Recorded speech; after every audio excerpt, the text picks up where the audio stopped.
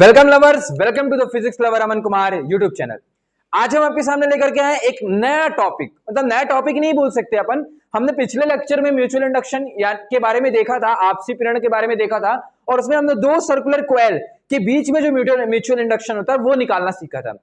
आज हम self induction यानी स्वप्रेरकत्व और हमारे पास आपसी प्रेरण दोनों के बीच में रिलेशन दिया हुआ है, यानी हमारे पास म्यूचुअल इंडक्शन और सेल्फ इंडक्शन दोनों के बीच में हमारे पास ये रिलेशन दिया हुआ है। हमारे पास क्वेश्चन वाला क्या कह रहा है? क्वेश्चन वाला ये कह रहा है कि हमारे पास self induction of P and Q coil are L1 and L2। दो ठो हमारे पास कॉइल है, P और Q कॉइल है, जिनका सेल्फ इंडक्शन जो है हमारे पास वो L1 और L2 है। अगर हम दोनों को जोड़ देते हैं यानी कपलिंग कर देते हैं दोनों की, तो जो म्यूचुअल इंडक्शन आता है तो उसका रिलेशन ये आना चाहिए, हमें ये बताना है।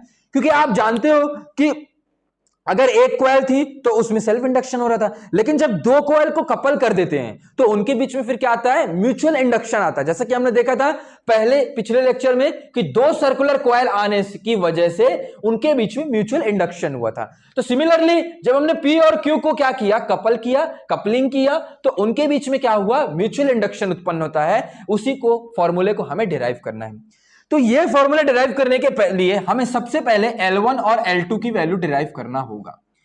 अब कुछ फॉर्मूले याद देखो आप, क्या होता है? फ्लक्स इज इक्वल टू हमारे पास Li भी होता है, नंबर ऑफ टर्न से मल्टीप्लाई कर दो।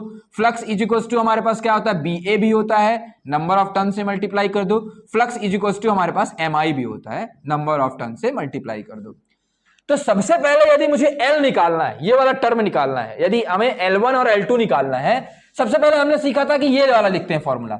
चलिए फ्लक्स, अगर हम पहले P के बारे में लिखते चलो, तो यहां मान लेते हैं let the length of P is, इसमें सर्कुलर नहीं लिखा हुआ। एक चीज, हाँ आपने एक चीज यहां ध्यान दिया, मैं रेडियस क्यों नहीं मान रहा हूं? क्योंकि यहां सर्कुलर नहीं लिखा हुआ है कि वो हमारे पास सर्कुलर जो हमारे पास वो है, क्या बोलते हैं, इंडक्शन निकाल रहे हैं। P और Q कॉइल जो है वो सर्कुलर नहीं है, मतलब सर्कुलर दिया नहीं है, इसलिए हम रेडियस R1 और R2 नहीं मानेंगे, हम लेंथ के बेसिस में करने की कोशिश करते हैं इसे। तो let the length of P is L and माना कि इसकी लेंथ जो है L है एंड एरिया जो है उसकी A है, एंड एरिया इज A। ये हमने मान लिया है। करंट फ्लोइंग जो है, जो उसमें करंट बह रही है, current flowing in P coil is I। मान लीजिए आप कि जो P कॉइल में बहने वाली करंट है उसे हमने क्या मान लिया? I मान लिया। अब P कॉइल में जो करंट बह रही है वो I हो गई, उसकी जो लंबाई है वो L हो गई, और उसकी जो एरिया है वो A हो गई। हमने बोला इट में भी सर्कुलर, इट नॉट में भी सर्कुलर। तो इसमें हमारे पास सर्कुलर लिखा नहीं था, इसलिए हमने सर्कुलर नहीं कंसीडर किया। तो सर्कुलर कंसीडर नहीं किया है तो ये सोलेनोइड की तरह एक्ट करेगा। सोलेनोइड की तरह एक्ट करता है जब हमारे पास, तो इसका यदि हम फ्लक्स लिखेंगे, क्या लिखेंगे? इसका फ्लक्स लिखेंगे तो क्या आएगा हमारे पास? फ्लक्स 1 लिखेंगे यदि, तो BA के बराबर आता है फ्लक्स, है ना। तो जब हम B की वैल्यू लिखेंगे, ध्यान से देखना, मैग्नेटिक फील्ड की वैल्यू क्या होती है किसी भी, अब हमने बोला ना इसे सोलेनोइड की तरह एक्ट करेंगे, ऐसा सोलेनोइड होता है ना हमारा, इसकी लंबाई L होती है। तो किसी भी सोलेनोइड में आपने मैग्नेटिक फील्ड का फॉर्मूला निकाला था, क्या निकाला था? आप पिछले लेक्चर्स को देखिएगा, मैग्नेटिक फील्ड की वैल्यू हम लिखे थे mu naught N1 by L, mu naught NI लिखे थे, यानी करंट I बह रही है, इंटू A हो गया, A1 हो गया। ये हमारे पास फ्लक्स 1 की वैल्यू आई। किसकी वैल्यू आई? फ्लक्स 1 की वैल्यू आई। अब जो फ्लक्स 1 है वो LIN के बराबर होता है। तो जो हमारे पास क्या होगा, I को छोड़ करके, जो I को छोड़ करके बचा हुआ टर्म होगा, जो I, जैसे इसमें तो हमारे पास N का मल्टीप्लाई ऑलरेडी है, तो इसमें हमने क्या किया कि हमने ये mu naught NI by L into A। अब फ्लक्स जो है वो हमारे पास क्या होगा, जैसे इसमें N1 नंबर ऑफ टर्न्स है, मान लीजिए दिया होता है N1 नंबर ऑफ टर्न्स है, तो क्या लिखा है इसमें? देखो सवाल वाला देख लो, एक बार देख लो, इसमें लिखा हुआ है क्या? हाँ लिखा हुआ है, मैंने मेंशन नहीं किया है, आप लिख लीजिएगा कि N1 नंबर ऑफ टर्न्स है, तो इसमें N1 नंबर ऑफ टर्न्स हो जाएंगे। तो ये म्यू नॉट N, ये तो मैग्नेटिक फील्ड हो गया हमारे पास, और I ये पूरा मैग्नेटिक फील्ड हो गया, ये एरिया हो गया, इसमें N1 का और मल्टीप्लाई कर देंगे, तो यहां से हमारे पास कितना आ गया फ्लक्स का? म्यू नॉट NI का square I by L into A1। ये फ्लक्स 1 की वैल्यू आई है। अब जो फ्लक्स 1 की वैल्यू है, हम जानते हैं कि ये फ्लक्स जो होता है वो Li के बराबर होता है, फ्लक्स की वैल्यू जो होती है वो Li के बराबर होती है हमारे पास। तो जो बचा हुआ, जैसे हमने म्यूचुअल इंडक्शन में क्या सीखा था पिछले लेक्चर में, म्यूचुअल इंडक्शन में सीखा था कि एम आई के बराबर होता है, तो आई को छोड़ करके जो बचा हुआ टर्म होगा वो हमारा एम हो जाएगा। तो flux is equal to L I के बराबर होता है, तो आई को छोड़कर जो बचा हुआ टर्म होगा हमारे पास क्या हो जाएगा, एल हो जाएगा। तो ये हमारे पास आई, सॉरी ये आई को इधर लिख दो, ये वाला जो टर्म हो जाएगा हमारे पास वो क्या हो जाएगा, L1। तो हमारे पास flux is equal to L I होता है। तो इन दोनों को कंपेयर जब करेंगे अपन तो हमारे पास क्या आ जाएगा, यहां से L1 बराबर आ जाएगा mu naught N1 square by L into A. आप एरिया को ए ही A1 मत मानो, सीधे ए मानो, ठीक है ना। तो ये हमारे पास क्या आ गया, L1 की वैल्यू आ गई। किसकी वैल्यू आ गई बच्चों, L1 की वैल्यू आ गई। अब चलिए L2 की ओर ध्यान लगाते हैं, L2 की ओर करते हैं। L2 की ओर सेम प्रोसेस आप यही फॉलो कीजिए। आपको ये प्रोसेस समझ में आई ना, हमने फ्लक्स की वैल्यू लिखी है, P वाले कॉइल में फ्लक्स की वैल्यू लिखे हैं हम। P वाली कॉइल जो थी उसे सोलोनाइड की तरह माने हैं। फ्लक्स की फॉर्मूला जो होता है हमारे पास BA के बराबर होता है और N से मल्टीप्लाई कर देते हैं। मैग्नेटिक फील्ड जो होती है हमारे पास mu naught NI by L होता है इंटू ए ही लिखो आप, इसमें N1 टर्न्स तो N1। हम जानते हैं कि जो फ्लक्स होता है वो Li के बराबर होता है, यानी I को छोड़ करके जो बचा हुआ टर्म होगा वो हमारे पास L1 का काम कर देगा।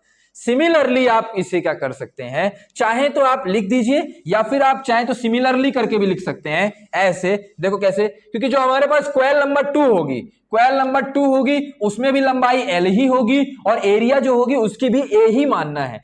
बाय डिफॉल्ट मानेंगे, क्यों, क्योंकि अलग अलग मान लेंगे तो फिर वेरिएबल्स बहुत ज्यादा हो जाएंगे, मतलब डिफिकल्टी लेवल बढ़ जाएगा। तो P और Q हमारे पास दो कॉइल दिए हुए हैं, दोनों की लंबाई L माना है, दोनों की लंबाई L माना है, दोनों की एरिया A माना है। तो देन सिमिलरली अपन बोल सकते हैं, सिमिलरली यदि हम उसका फ्लक्स 2 निकालेंगे तो फ्लक्स 2 जो हो जाएगा हमारे पास म्यू नॉट, उसमें नंबर ऑफ टर्न्स की वैल्यू बस चेंज रहेगी, नंबर ऑफ टर्न्स की वैल्यू N2 मान लेना उसमें, है ना। तो उस वाले में N2 माने म्यू नॉट NI बाय क्या हो जाएगा हमारे पास, बोलो जल्दी से, mu naught NI by L into ये B की वैल्यू हो गई और B की वैल्यू हो गई है और A की वैल्यू हमारे पास A ही है और नंबर ऑफ टर्न्स N2 है। तो यहां से हमारे पास कितना आ जाएगा, म्यू नॉट N2 का स्क्वायर I A लिख दो यहां बाय L, ये phi2 हो गया है। और जब हमारे पास phi2 आ गया है तो आप बोल सकते हो ना कि जो I को छोड़ करके बचा हुआ टर्म होगा वो L2 कहलाएगा। तो यहां से हमारे पास L2 की वैल्यू कितनी आ गई बच्चों, म्यू नॉट N2 का square into A by L आ गया। समझ में आया, कसम से देखो झूठ नहीं बोलना, L1 भी आ गया और L2 भी आ गया, L1 भी आ गया और L2 भी आ गया।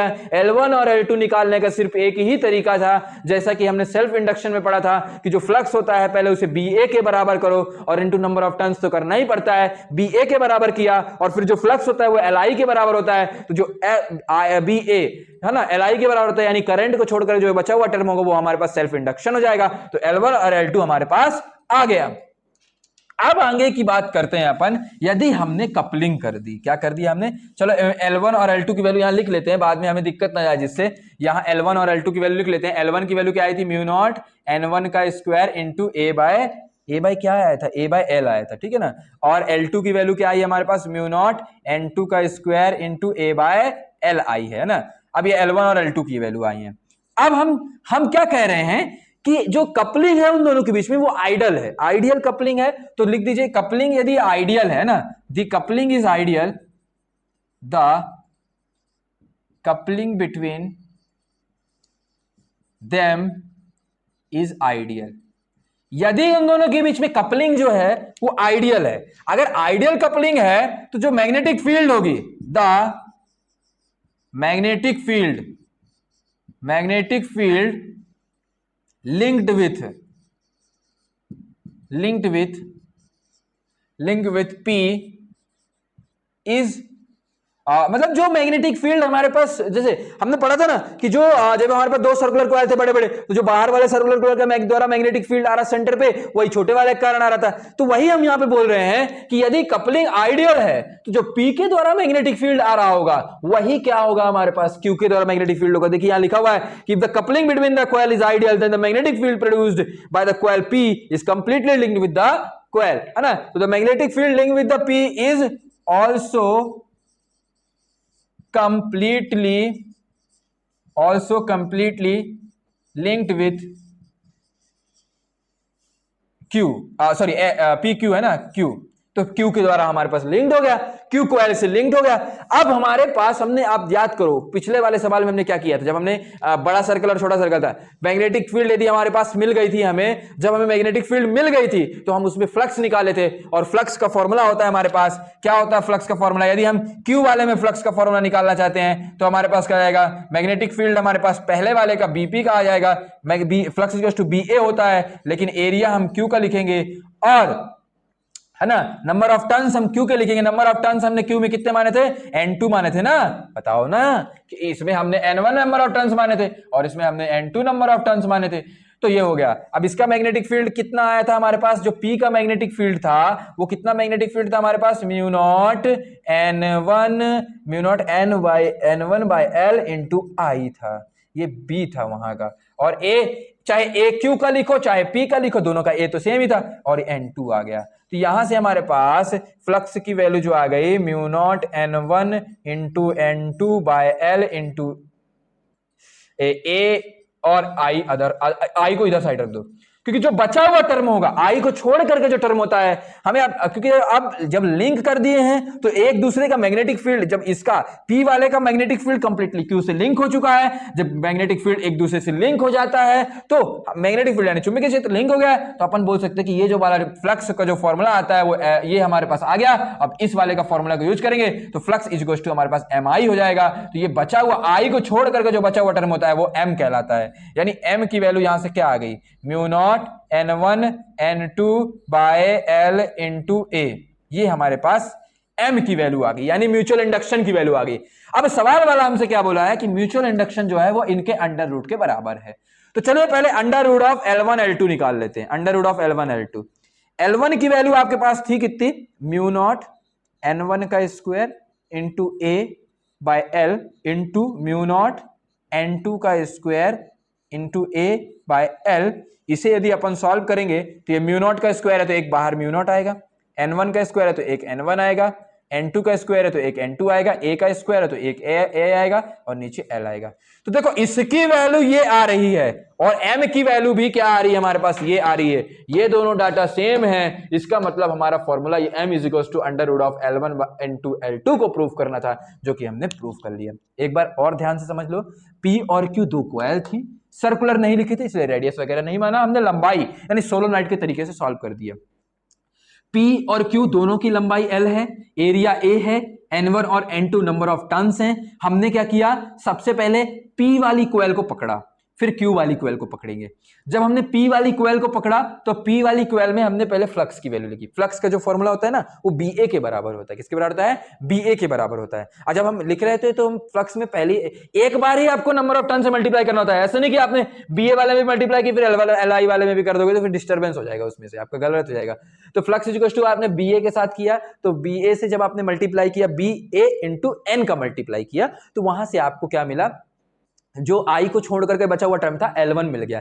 सिमिलरली इसके लिए L2 निकाल लिया। L1 और L2 जब हमारे पास आ गए तो हमने क्या बोला कि जब उन्हें हमने कपल किया ना तो जो उनका P वाले का जो मैग्नेटिक फील्ड था वो पूरी तरह से कंप्लीटली लिंक्ड हो गया Q वाले के मैग्नेटिक फील्ड से। तो हमने जब लिंक हो गया इसका मतलब म्यूचुअल इंडक्शन की बात होने लगी है। म्यूचुअल इंडक्शन को निकालने के लिए भी हमें पहले फ्लक्स की वैल्यू निकालनी पड़ती है, BA वाला फॉर्मूला यूज करना पड़ता है। तो जब हम फ्लक्स की वैल्यू निकाल रहे थे उस दौरान हम N2 का मल्टीप्लाई कर रहे होते हैं, तो इसमें हमने ये निकाल लिया। और मैग्नेटिक फील्ड ऊपर वाले का ही मैग्नेटिक फील्ड होगा, किसका, P वाले का ही मैग्नेटिक फील्ड होगा। तो P वाले का ही मैग्नेटिक फील्ड निकाला क्योंकि N1 उसमें नंबर ऑफ टर्न्स है। सिमिलरली ये करते हुए I को छोड़ करके जो बचा हुआ टर्म होगा वो हमारे पास M का काम कर देगा। तो M आ गया हमारे पास और ये हमने निकाल लिया और ऐसे करके हमने प्रूफ कर दिया। थैंक यू लवर्स, मिलते हैं नेक्स्ट वीडियो में अपने। तब तक के लिए आप ये सारी वीडियोस कर डालिएगा। आई होप आप पिछले वीडियोस भी कर ही रहे होंगे। बेस्ट ऑफ लक, मिलते हैं फिर कभी। Thank you lovers.